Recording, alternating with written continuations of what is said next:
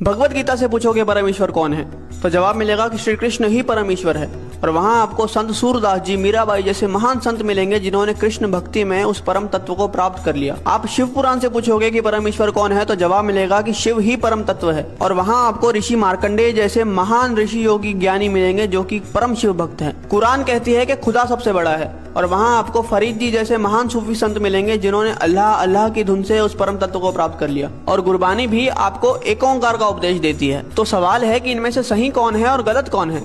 और जवाब है कि इनमें से सही तो सारे हैं, लेकिन गलत वो इंसान है जो इनमें से किसी एक पथ पे चलते हुए बाकियों का अनादर करता है, अपमान करता है। इसीलिए कबीर जी ने कहा था कि कबीरा कुआं एक है, यानी कि वो जो परमात्मा है वो एक विशाल कुएं की तरह है और पानी भरे अनेक, यानी कि हम और आप अलग अलग नामों से, अलग अलग स्वरूपों से उस भगवान को पुकारते हैं। लेकिन आगे कबीर जी कहते हैं कि भांडे ही में भेद है और पानी सब में एक। मतलब जो भांडा है यानी कि हम, भेद तो यहाँ पे है, क्योंकि आप इंसान को तो अलग कर सकते हो लेकिन भगवान को कभी बांटा नहीं जा सकता। अब प्याला चाहे सोने का हो या पीतल का, उसके अंदर जो पानी है वो तो अंत में प्यास ही बुझाएगा।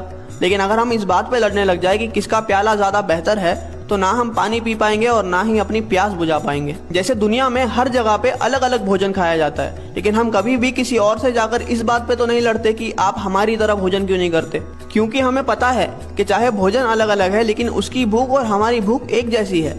हो सकता है कि वो ब्रेड खाकर अपनी भूख मिटा रहा है और हम रोटी खाकर, लेकिन उसका असर जो हमारी बॉडी पे होगा वो एक जैसा ही होगा। इसलिए हमारी पेट की भूख तो मिट जाती है लेकिन हमारी परमार्थ की भूख कभी मिट ही नहीं पाती। हम लड़ने में इतने बिजी है कि हमें खाने की यानी कि उस भक्ति को अनुभव करने की फुर्सत ही नहीं है। कबीरा कुआं एक है और पानी भरे अनेक, भांडे ही में भेद है, पानी सब में एक।